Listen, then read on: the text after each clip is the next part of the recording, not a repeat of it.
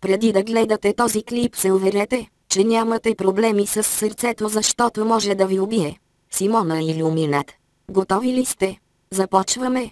Симона 6 букви Атанасова 9 букви. 6 плюс 9 равно 69. Симона обича 69. Знаете ли кой още обича 69? Точно така. Майка ви. 9-6 е равно на 3. Знаете ли какво е 3? Точно така. Това е броят на буквите в цифрата 3. Също така 3 са и страните в триъгълника на илюминатите. Случайен ос.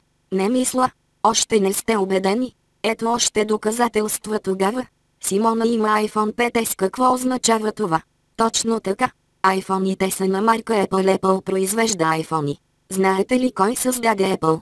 Точно така, Бил Гейтс, но той е мъртъв. Виновна ли е Симона за смъртта на Бил Гейтс и илюминат ли е тя? Нека разберем. 9-6 е равно на 3. Симона и Атанасова са име и фамилия и са две неща. 3-2 е равно на 1, колкото очите в илюминати. То случайен ос. Не мисля. Дали Симона е виновна за смъртта на Бил Гейтс? Нека разберем. Бил Гейтс и Симона Атанасова имат две ръце, също така имат и две крака, както и две очи. Случайен ос.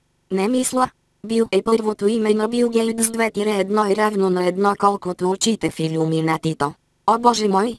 Бил Гейтс е илюминат. Симона е илюминат. Боже мой!